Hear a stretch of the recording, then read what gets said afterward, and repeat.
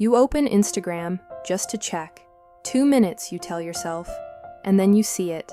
Someone your age, someone you actually know, posting about a promotion, a trip, an engagement, a new apartment, and for a second, just a second, something inside you goes quiet. Not sad exactly, more like deflated. Like someone let a little air out of you without asking. You close the app, open it again, close it. It wasn't even that you wanted their specific life. You don't even particularly want to live in Barcelona, or work in finance, or marry that person. But something about seeing it still got to you, and you hate that it got to you, which somehow makes it worse. This is a feeling most people have, but almost nobody talks about honestly.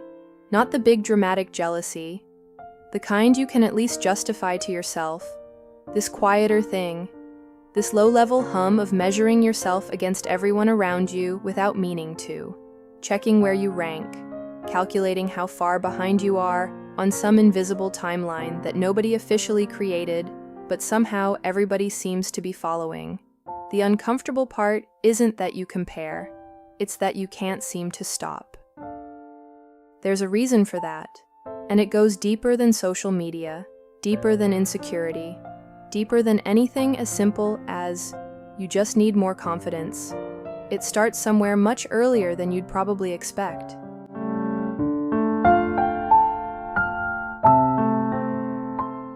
When you were young, before you had real language for how you felt, you learned to understand your own value by watching how people responded to you compared to others. Did they praise your brother more? Did your parents seem more proud of your cousin? Did the teacher call on someone else first? You were collecting data, whether you knew it or not. You were building a rough internal map that said, "This is how good I am, relative to everyone else." And that map never fully went away. Comparison, at its root, isn't a character flaw.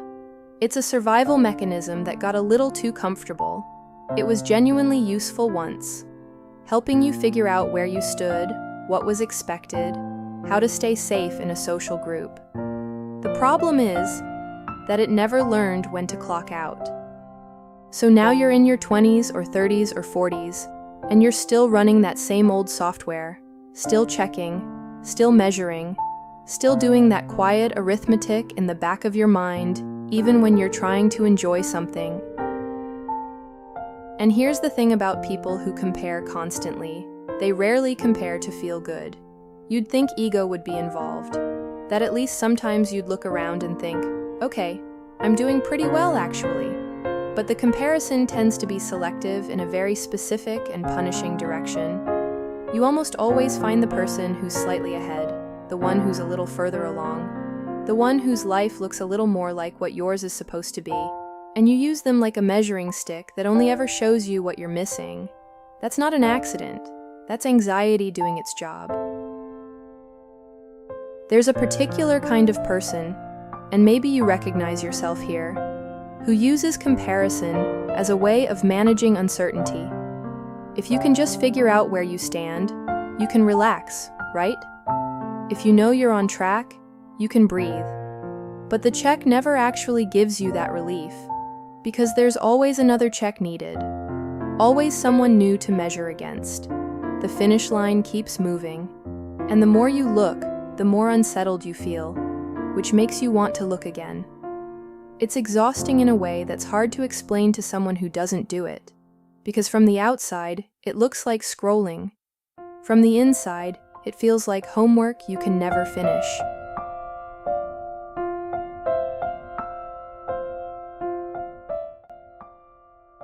Some people compare because they grew up in an environment where love felt conditional, where praise was tied to performance, where being good enough was always measured against a sibling, a classmate, a neighbor's kid. When you grow up in that atmosphere, you internalize the judge. You don't need anyone to compare you anymore. You do it automatically, constantly, as fluently as breathing. And sometimes the comparison isn't even about wanting more. Sometimes it's about fear. Fear that you've already fallen behind in some irreversible way, that you made the wrong choices, took the wrong path, wasted the years you can't get back. You compare not to feel better, but to confirm or deny a fear you already have. And when you find the evidence that confirms it, and you always find it if you're looking, some part of you almost feels vindicated, like at least now you know, like uncertainty was the real enemy, and this painful clarity is somehow preferable. That's the strange logic of anxiety. It would rather be right than feel okay. The people who struggle most with comparison are often deeply caring, deeply aware, highly sensitive people, not people who are shallow or vain. The opposite, actually. People who feel things heavily, who care about doing life well, who carry a quiet terror of wasted potential that they can't fully articulate. They compare because they care so much, because the life they're living actually matters to them, and that means the gap between where they are and where they imagine they'd be doesn't feel trivial. It feels important.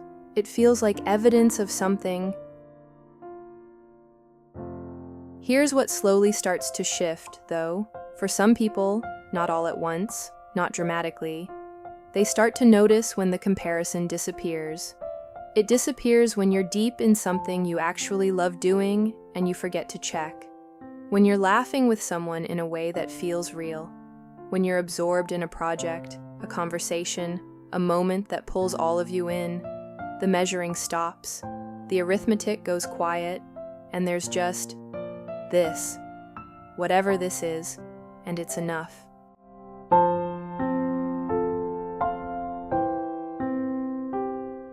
Those moments are worth paying attention to, not because they're solutions, but because they're information. They're telling you what your actual life feels like when you're inside it, instead of watching it from the outside. The comparison habit is, at its core, about being outside your own life, standing at a distance, evaluating it like a stranger would. And the antidote, if there is one, isn't to win the comparison. It's to stop standing outside, to come back in, to let what you're doing matter because it matters to you, not because it measures well.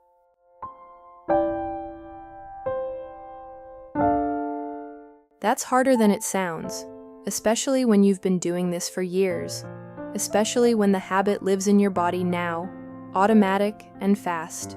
But there are moments, small ones, easy to miss, where you feel what it's like to not be measuring yourself against anyone. And those moments don't feel like giving up. They feel like relief. Maybe that's worth sitting with.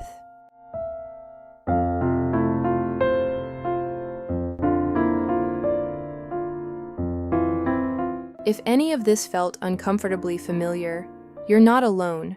This is one of those quiet things a lot of people experience, and almost nobody names out loud. If you want to talk about it, the comments are there. It's genuinely interesting to hear how this shows up for different people. And if you want to keep exploring this kind of thing, sticking around might be worth it.